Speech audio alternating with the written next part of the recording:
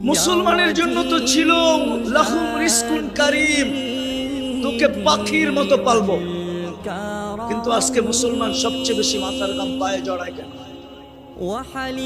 কুরবান জীবন কাটায় কেন? আরো তো শত অঙ্গীকার কোরআনে ছিল, একটাও তো পুরো হয়েছে না। আজকে তো সারা দুনিয়ায় সবচেয়ে বেশি নিষ্পেষিত মুসলমান, সবচেয়ে বেশি ঘৃণিত মুসলমান, সবচেয়ে বেশি দীক্ষিত মুসলমান, সবচেয়ে বেশি অবহেলিত মুসলমান। একটা কুকুরের দাম আছে, কুকুরের।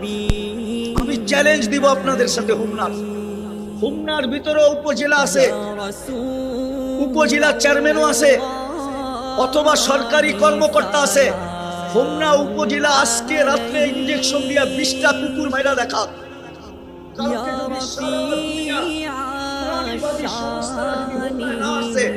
আপনাদের জুতা আমার দাঁত।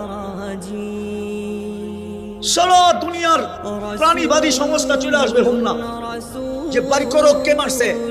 কেননা সুপ্রিম কোর্টের ল হলো বাংলাদেশে কোন কুকুরকে কোন সিটি কর্পোরেশন ওয়ালারা, কোন উপজেলা কর্মকর্তা আগের মতো বিষের ইনজেকশন দিয়ে মারতে পারবে না। মারলে এটা আইনগত অপরাধ। কিন্তু 80,000 ফিলিস্তিনি মেরে ফেলছে। আজ পর্যন্ত প্রাণীবাদীরা 2 অক্ষর লেখে নাই প্রতিবাদ হিসাবে, 2 অক্ষর। কোন যুবক যদি আমাকে ফেসবুক আর ইন্টারনেটে দেখাইতে পারে, যদি আমার শাস্তি আপনারা নির্ধারণ করেন যে জুতা মারবো তোমাকে, তো আমি এই মজলিসে কাল পাইতে দেব। আজ পর্যন্ত 2 অক্ষরের প্রতিবাদ করে নাই। আফগানিস্তানে মারছে, প্রতিবাদ করে নাই। ইরাকে মারছে, প্রতিবাদ করে নাই। লিবিয়ায় মারছে, প্রতিবাদ করে নাই। সিরিয়ায় মারছে, প্রতিবাদ করে নাই।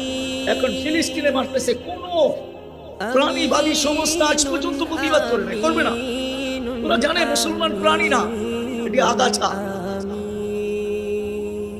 হবে না তো হবে না কেন? কোরআনই তো বলে লা ইন শাকারতুম লা আযীদান্নাকুম। আরে মুহাম্মদুর রাসূলুল্লাহর চেয়ে বড় নিয়ামত কি, যে পক্ষে গেলে আল্লাহ গ্যারান্টি দিতেছেন। আল্লাহ গ্যারান্টি দিতেছেন, ওয়ালাউ আন্নাহুম ইযলামু আনফুসাহুম। বন্ধু বলে দেন আপনার উম্মতকে, গুনাহ করতে করতে করতে করতে কোন পর্বে যদি লজ্জিত হইল, সুম্মা জাউকা, আপনার এইখানে আসলো, আস্তাগফিরুল্লাহ, চাইলো, আমি ওর গুনার দিকে দেখবো না, ওর দিকেও দেখবো না, আমি দেখবো আপনার দিকে। আস্তাগফারা লাহুর রাসূল লাওয়াজাদুল্লাহ তাওয়াবার রহিমা। বন্ধু আপনি পক্ষে হইতে দেরি, আমি মাফ করতে দেরি করব না।